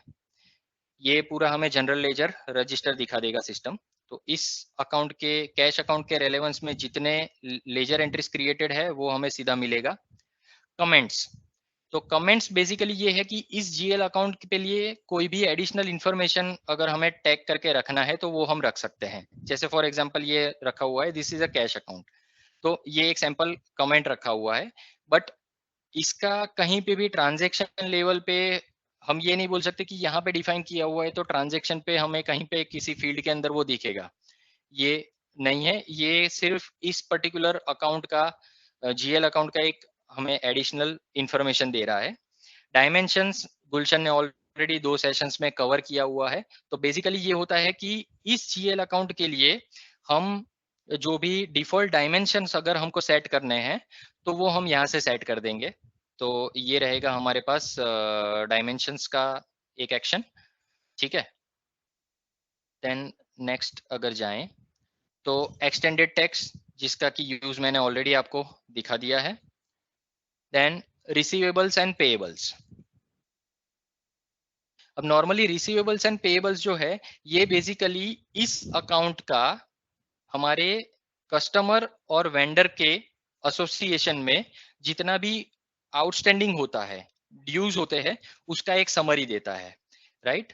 तो हर एक, अब यहाँ पे सारे ऑप्शंस है कि भाई आप इसको किस तरीके से व्यू करना चाहते हैं, day wise, week wise, month wise, जो कि सिस्टम में बाकी के भी रिपोर्टिंग के लिए ये स्टैंडर्ड फंक्शनलिटी है। सो अकाउंटिंग पीरियड वाइज अगर देखें या फिर उसका नेट चेंज या तो बैलेंस एट डेट, हमें किस तरीके से देखना है वो हम यहाँ से सिलेक्ट करके पैरामीटर और वो हम देख सकते हैं। तो ये मेजोरिटी कहाँ कौन से सिनारियो में यूज होगा, जब हम हमारा for example 2310 for example customer domestic account है, तो ये यहाँ पे थोड़ा सा ज्यादा रेलेवेंट है बिकॉज यहाँ से हमें सारा ही उसका इंफॉर्मेशन मिलेगा, right. then next is where used. Now ये एक इम्पोर्टेंट इंफॉर्मेशन है क्योंकि अभी तो यहाँ पे थोड़े से एनहांसमेंट भी हो चुके हैं बिजनेस सेंट्रल के अंदर भी, और पहले भी 2016 में भी थे कि कोई भी जीएल अकाउंट जो है वो जीएल अकाउंट अगर उसको डिलीट करना है तो उसके लिए एक जनरल लेजर सेटअप में सेपरेट सेटअप दिए हुए हैं कि पर्टिकुलर डेट के बाद उसको अलाउ करना है नहीं करना है, तो ये तो है ही। लेकिन उससे पहले जो है ये इंफॉर्मेशन एक अकाउंट स्टेक होल्डर के लिए जानना जरूरी है कि ये पर्टिकुलर अकाउंट कहीं पे भी किसी सेटअप में यूज हुआ है, राइट, जो कि जैसे ये कस्टमर पोस्टिंग ग्रुप के अंदर यूज हुआ है, राइट। तो ये जीएल अकाउंट जो है ये हमने पोस्टिंग के लिए through sales and purchase document ये हमने डिफाइन किया हुआ है। तो जहां जहां पे भी ऐसे सेटअप्स के अंदर ये जीएल अकाउंट यूज हुआ होगा उसका पूरा लिस्ट मिलेगा। So that is where use list. And then ये जो है बाकी का जो है रिपोर्ट्स एंड एनालिसिस का पूरा एक हमारे पास एक्शंस है, जैसे जीएल अकाउंट बैलेंस। तो जीएल अकाउंट बैलेंस अगर हम ये करेंगे तो ये जीएल अकाउंट बैलेंस एक्शन जो है इस पर्टिकुलर अकाउंट का हम जिस तरीके के यहाँ पे ऑप्शन सिलेक्ट करते हैं उस बेसिस पे हमें डेबिट और क्रेडिट का समरी देता है, राइट। तो यहाँ पे अभी सिलेक्ट किया हुआ है व्यू बाय डे और नेट चेंज, तो वो इस तरीके के डेली बेसिस पे हमें उसका इंफॉर्मेशन दे रहा है, और क्लोजिंग एंट्री इंक्लूड करना है या नहीं करना है उसका सिलेक्शन यहाँ पे हम ले सकते हैं। तो ये एक ऑप्शन है। तो ये यही सारे ऑप्शन हमारे पास उसके लिस्ट पेज से हैं जो कि सारे अवेलेबल है, तो वहां से हम एक बार गो थ्रू कर लेते हैं उसको because it is already 4:33। Gulshan, I think it will take 5 minutes more, चलेगा ना? Yeah, it will be fine. हाँ हाँ, ओके। सो तो chart of account list page पे जो है एक इम्पोर्टेंट एक्शन है इंडेंट चार्ट ऑफ अकाउंट्स। अब इंडेंट चार्ट ऑफ अकाउंट्स का ऑफ कोर्स एक इंडेंट वर्ड लिखा है तो हमें एक तो चीज आइडेंटिफाई हो जाती है कि भाई ये पूरा जो हायरार्किकल स्ट्रक्चर है उसको सिस्टम जो है वो इंडेंट करेगा, ठीक है। उसका एक इंडेंटेशन प्रॉपर जनरेट करके देगा ताकि हम हमें वो प्रॉपर एज अ यूजर वो प्रॉपर लिस्ट के तरीके से हम देख पाए उसको, उसका आइडेंटिफिकेशन हो हर एक जीएल का। लेकिन उसके लिए सिस्टम यूज क्या करता है? तो सिस्टम यूज ये करता है, यहाँ पे जैसे डेफिनेशन में लिखा है कि जो हमने जीएल ग्रुपिंग मैंने एक्सप्लेन किया बिगिन और एंड टोटल का, तो सिस्टम क्या करेगा, हर एक बिगिन और एंड टोटल के बीच में जितने भी अकाउंट्स है वो सारे अकाउंट्स का सिस्टम जो है वो इंडेंटेशन कर देगा। अब यहाँ पे बात ये है कि इंडेंट चार्ट ऑफ अकाउंट जब जब भी हम एग्जीक्यूट करेंगे, सिस्टम पूरे ही चार्ट ऑफ अकाउंट को जो है ये बिगिन और एंड टोटल को आइडेंटिफाई कर करके उसका एक इंडेंटेशन करेगा। That is part 1। और पार्ट 2 जो है, जो कि एक सॉर्ट ऑफ ऑटोमेशन है, जो कि टोटलिंग फील्ड के साथ एसोसिएटेड है, कि सिस्टम जब भी हम इंडेंट चार्ट ऑफ अकाउंट का यूज करेंगे तो सिस्टम जो बिगिन और एंड टोटल जो है और एंड टोटल के अंदर टोटलिंग फील्ड का अगर वैल्यू सेट किया हुआ नहीं है तो उसको बाय डिफॉल्ट सेट कर देता है। जैसे कि हम्म, uh, six, where is it? 8, 7.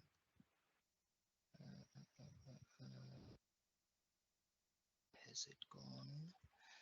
मैंने एक ऑलरेडी एग्जांपल बनाया हुआ है। फॉर एग्जांपल ये मैंने एक ग्रुपिंग बनाया हुआ है, test begin, test expense 1, test expense 2 and test end. अब आप यहाँ पे देखो इसका इंडेंटेशन नहीं है, राइट।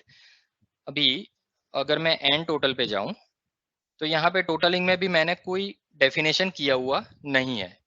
अब जो मैंने सेकंड पॉइंट बताया इंडेंटेशन के लिए, तो इसका इफेक्ट कैसे होगा आप यहाँ पे नोटिस करो, यहाँ पे ये इंडेंटेशन भी होगा एज वेल एज हमारे पास टोटलिंग फील्ड के अंदर इसका रेंज भी जो है वो सिस्टम हमें सेट करके देगा। तो अगर मैं इंडेंट करूँ, सिस्टम एक कंफर्मेशन देगा, this account updates the indentation of all the GL accounts in the list based on the begin and end total. Do you want to indent the chart of account? Yes.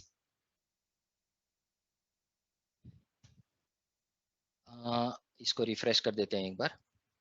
अच्छा, दूसरा इसमें चीज ये है कि अगर मान लो कहीं पे भी बिगिन और एंड टोटल के बीच में डेफिनेशन में अगर प्रॉब्लम है, सिस्टम को अगर प्रॉपर बिगिन और एंड टोटल एक ब्लॉक नहीं मिल रहा है, तो सिस्टम इसके अंदर वैलिडेशन देता है दैट ये जो स्ट्रक्चर हमने डिफाइन किया हुआ है यहाँ पे एक कहीं पे भी कंपोनेंट मिसिंग है। अगर हम, हाँ, तो ये इंडेंटेशन हो गया एंड सेकेंडली यहाँ पे ये जो टोटलिंग फील्ड है उसके अंदर भी सिस्टम ने जो उसका एप्लीकेशन है वो भी कर दिया है, राइट। तो एक जो इंडेंटेशन का यूज है वो इस तरीके से है, जनरल जर्नल, अगर किसी पर्टिकुलर जीएल अकाउंट से हमें सीधा ही जनरल जर्नल पेज पे जाना है तो हम यूज कर सकते हैं। क्लोज इनकम स्टेटमेंट एक इंपॉर्टेंट एक्टिविटी होता है एंड ऑफ द ईयर, जो कि एक सेपरेट सेशन इस पे भी लगेगा पूरा एक्सप्लेन करने के लिए कि कैसे एग्जीक्यूट होता है। Then GL register.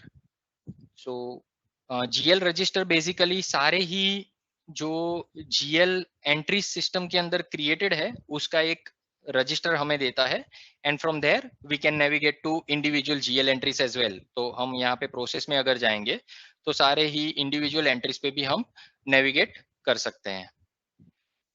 Then reports, तो डिटेल ट्रायल बैलेंस, ये सारे बेस के रिपोर्ट है।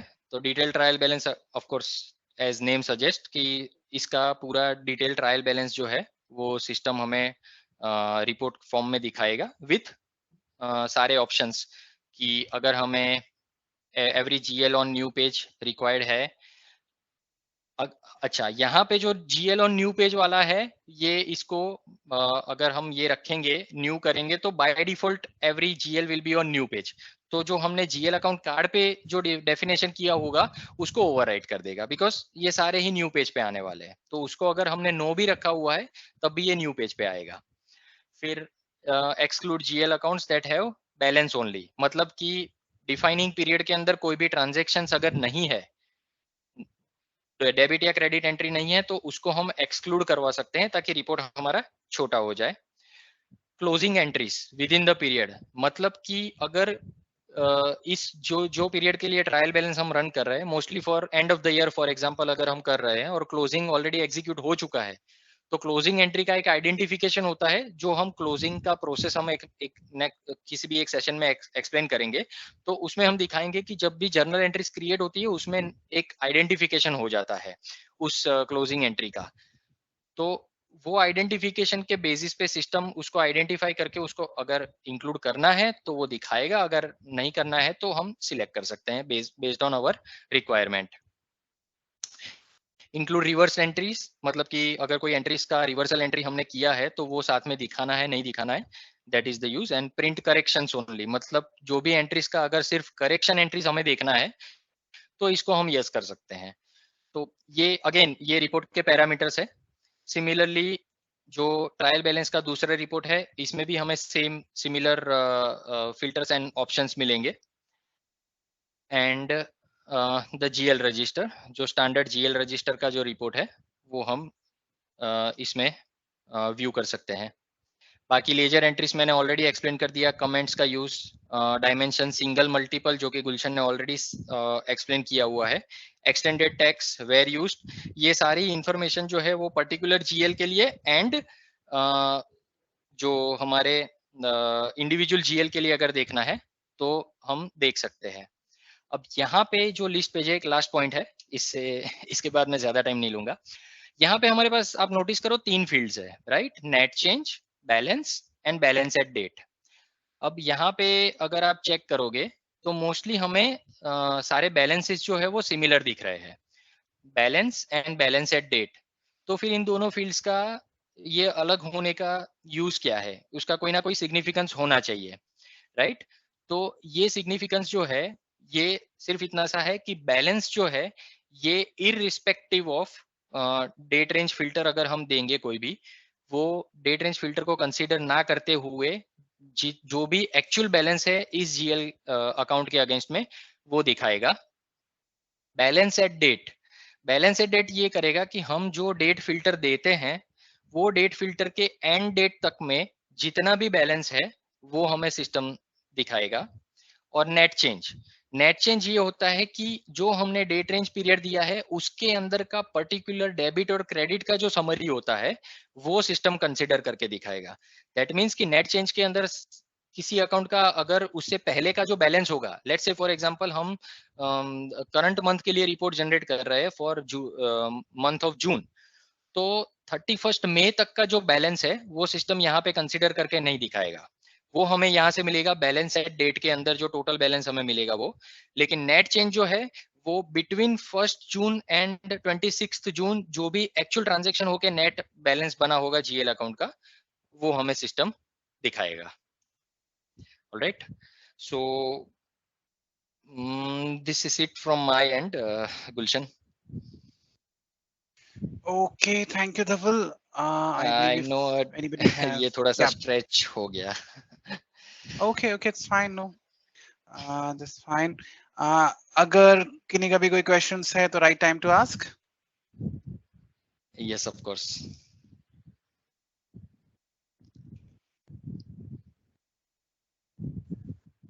Yeah, hi. Good afternoon, everybody. धवल, एक Hi, छोटा सा क्वेश्चन है यहाँ पे। हाँ हाँ मीर बताइए। जी, ये जो रिकंसिलिएशन फील्ड है जीएल कार्ड हाँ, पे, correct. why actually we will use this field on which हाँ customer query? ये यूज करने से कस्टमर को क्या फायदा होगा? हाँ, तो मीर इसमें जैसे मैंने बताया ना, इसका कोई इसके बेसिस पे कोई वैलिडेशन नहीं है, फर्स्ट थिंग। ओके, दूसरा चीज ये है कि रिकंसिलिएशन अगर हम इस आइडेंटिफिकेशन या बुलियन को अगर हम यस करते हैं, तो जैसे मैं लेजर एंट्रीज जो होती है हमारी, फॉर एग्जांपल मैं जैसे कैश रिसीट वाउचर में गया था, तो फॉर एग्जांपल यहाँ पे जो है ये मैं प्रोसेस के अंदर अगर रिकंसाइल में जाता हूँ तो यहाँ पे सिस्टम जो है ना, ये जितने भी अकाउंट्स जिसमें कि रिकंसिलिएशन को यस करा हुआ है उसका लिस्ट देगा।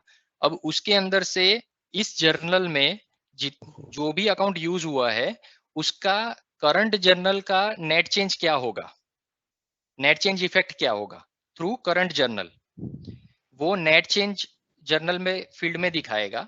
और इसके पोस्टिंग के बाद जीएल का इफेक्ट क्या जाएगा वो दिखाएगा। तो इसका यूज बिफोर पोस्टिंग, क्योंकि ऑब्वियस सा बात है सिस्टम के अंदर अगर हम कोई ट्रांजैक्शन पोस्ट कर देते हैं तो उसका एडिट का तो ऑप्शन है नहीं।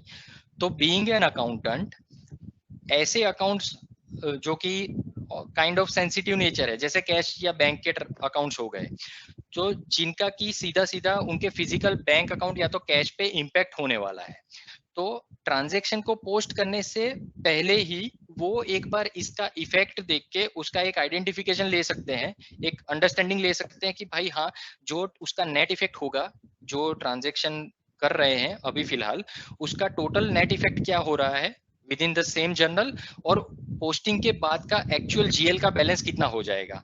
तो पोस्टिंग से पहले ही एक हम बोल सकते हैं कि एक प्री चेक जैसी बात हो गई। ओके, ताकि रॉन्ग ट्रांजैक्शन जो है वो पोस्ट ना हो जाए, ताकि उसको लेटर ऑन रिवर्स करना पड़े।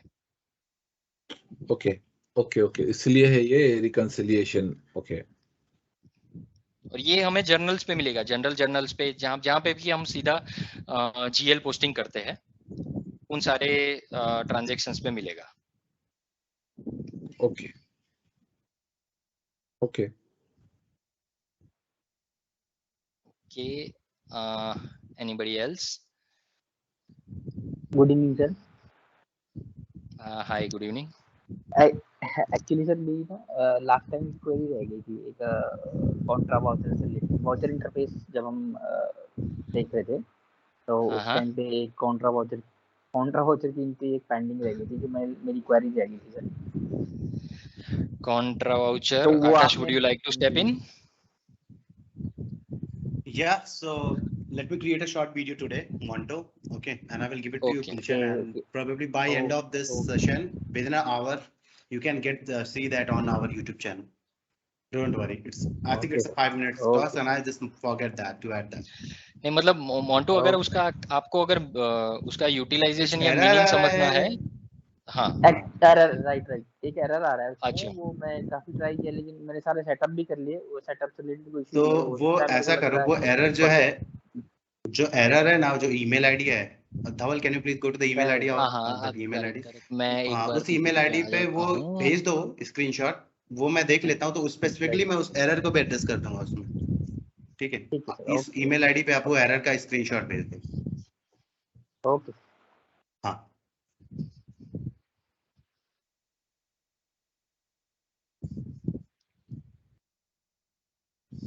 Okay, any more questions?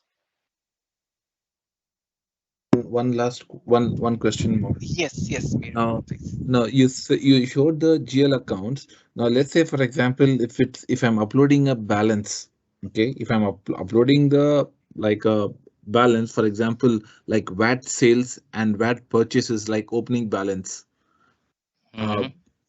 Usme if I add that directly, it goes and lands like a direct GL account only, even though if it is in the VAT group, तो totaling करके VAT payables में जो आता है, yeah. So but when I try to do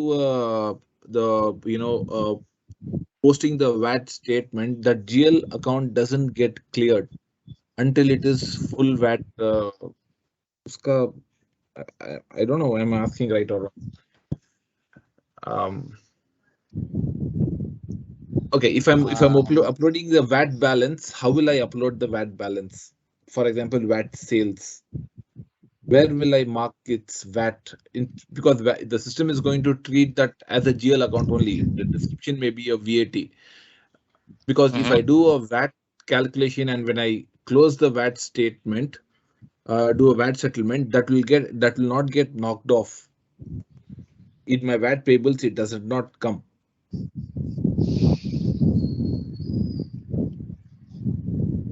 Okay, so यहाँ पे हाँ मतलब आप जीएल के अलावा भी, जैसे अभी मान लो कस्टमर्स का ही मेरा बैलेंस है, तो जो कस्टमर बैलेंसेस ऑलरेडी क्लोज्ड है वो हम डायरेक्ट जीएल में डाल सकते हैं, ठीक है।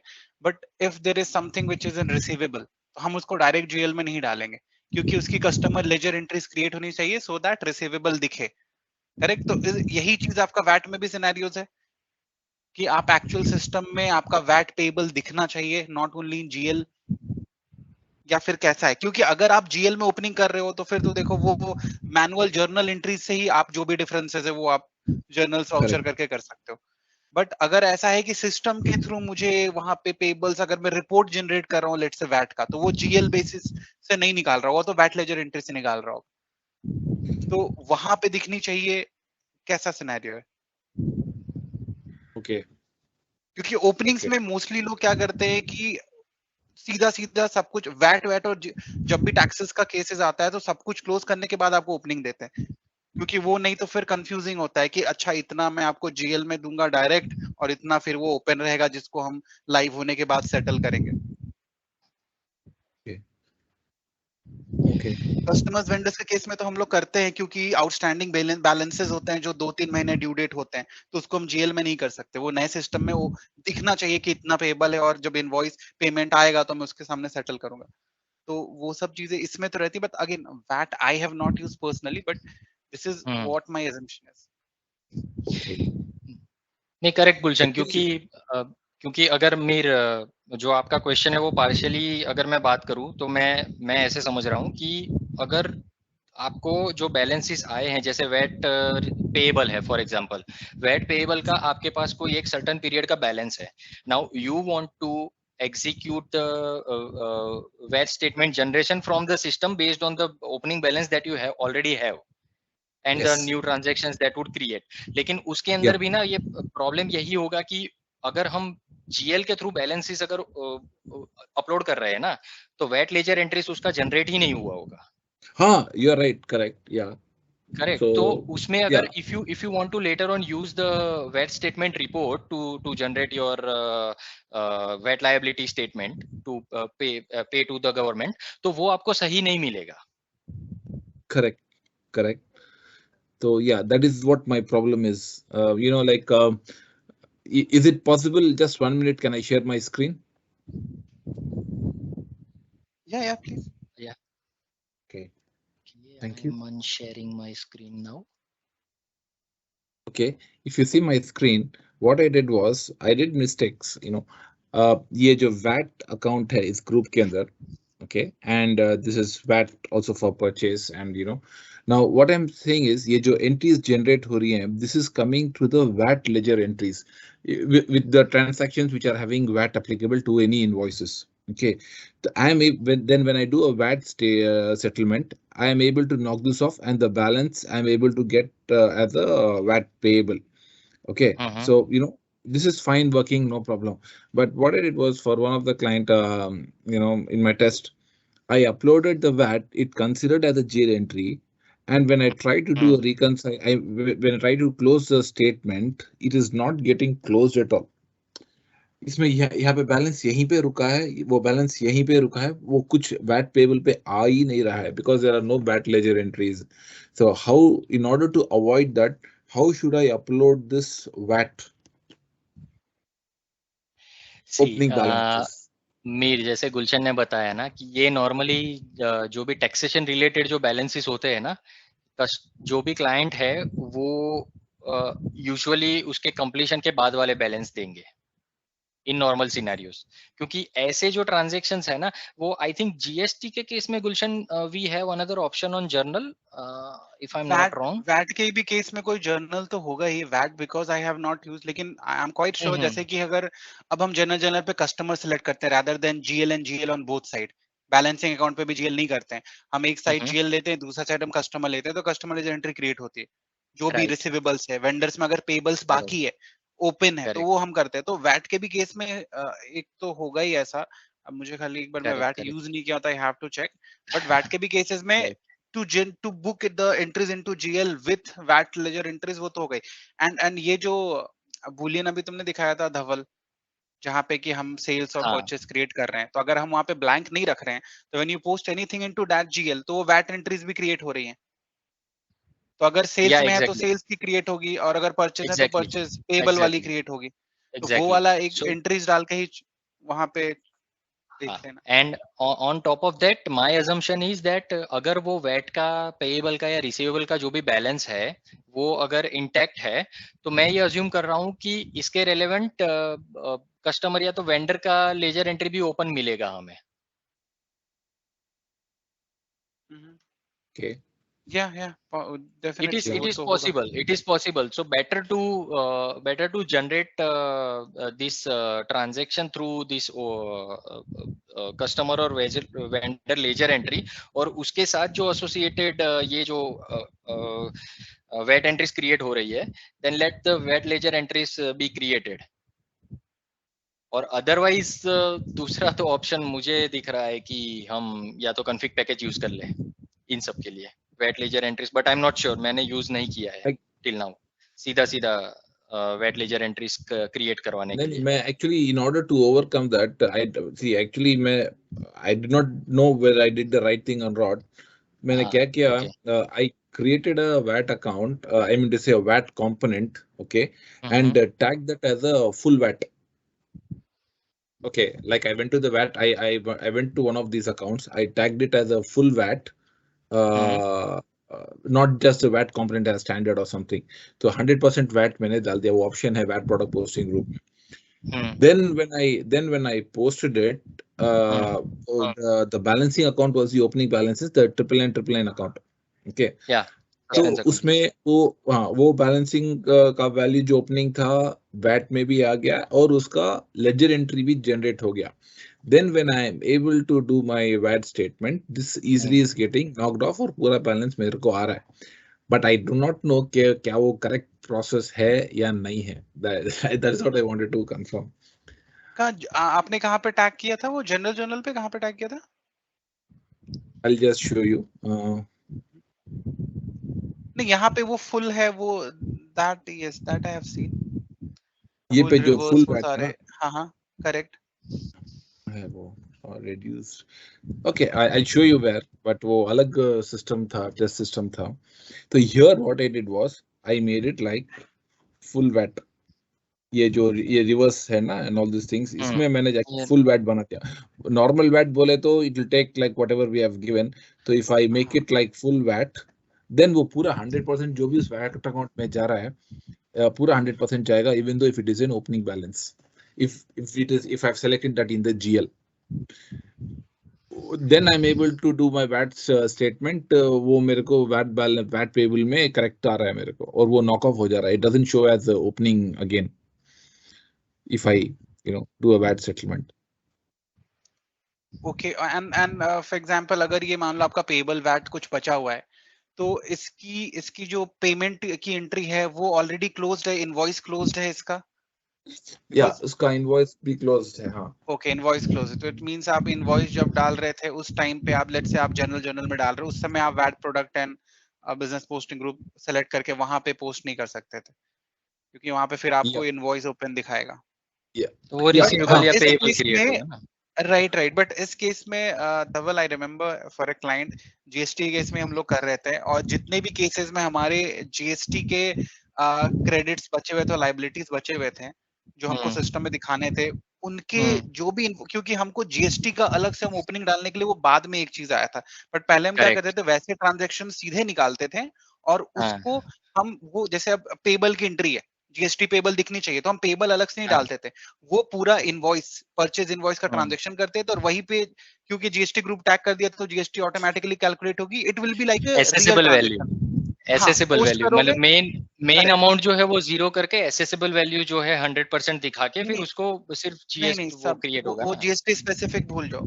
It's just that there is a transaction of 1000 which is a purchase invoice and उस पे let's say 10 rupees VAT आने वाला है तो मैं 10 rupees VAT अलग से अपलोड नहीं करूंगा और आप बोल रहे हो कि भाई मेरी ये 1000 rupees जो है वो इनवॉइस तो क्लोज हो गई है तो मैं उसको डायरेक्ट जीएल में डालूंगा, मेरे को उसकी वेंडर लेजर एंट्री नहीं चाहिए. But to keep things simple हम लोग जितने कभी वैट पेबल है ना उतने इनवॉइसेस उठा के और उसको भी हम पोस्ट करते थे क्योंकि ऑटोमेटिकली वैट पोस्ट हो, हमको फिर उसमें कॉम्प्लेक्सिटी में ही जाना पड़े. और उसके बाद सिंपल सा है, जितनी भी ऑलरेडी पेड थी उसका हम इनवॉइसेस तुरंत क्रिएट कर देते थे, अप्लाई कर देते थे, उसमें ज्यादा कुछ था नहीं और वैसे ट्रांजैक्शन बहुत ज्यादा नहीं होते थे, कोई एक मंथ का ही होगा.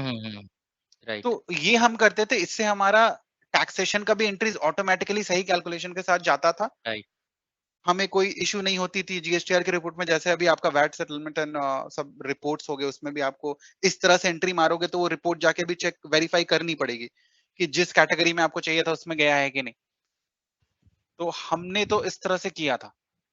और बाद में जीएसटी की इनपुट लाइबिलिटीज डालने के लिए इंडियन लोकलाइजेशन में अलग से ऑप्शन आया था एक अपग्रेड में, अच्छे सा ड्रॉप डाउन ही दे दिया था उन लोगों ने कि इसको सिलेक्ट करो, डायरेक्ट ओपनिंग डालो। तो पहले वो नहीं थे, फिर हमने ये करने लगा। But specific to VAT, I have personally not worked in VAT. I worked in sales tax. I worked in GST for Australia, India, multiple countries, but not in VAT. So VAT specific मुझे ये चीजें I personally don't know if anybody else has idea. But this is my assumption कि ऐसा अगर transactions हो तो कोई भी tax हो, ये simple सा तरीका अगर follow कर सकते हैं तो complexity नहीं रहेगा, irrespective of कोई भी tax follow होता हो। Okay. नहीं, now I understood. See, आपने जैसे जो GST का बोला था, the same thing is with the VAT also. I understood now. So what I assume that I had a doubt whether I did the right thing, but I can confirm myself that I did the right thing, because if I have selected here like this with this method, like full VAT or full tax, तब मेरे को आराम से वो VAT account को जा रहा है, it's easily getting calculated because 100% it goes to VAT. So VAT legendary is for that full 1,000 euros. I mean to say 1,000 rupees, for example. तब I'm assuming 100% correct ही हुआ है मेरे से now. Correct, in that case it seems कि हाँ वो बस उसका जो वैट का रिपोर्ट होता है ना, जो स्ट्रक्चर हम डिजाइन करके रखते हैं, ऐसा कुछ रहता है, तो उसमें भी आप एक बार देख लेना कि उसमें एंट्री आपको सही मिली है कि नहीं, ये पोस्ट करने के बाद। या वो करेक्ट आ गई मेरे। अगर आउटपुट में सही है तो फिर तो खैर it's verified. Okay. Thanks a lot. Sorry. No, it's no problem. Thank you. Any more questions from anyone?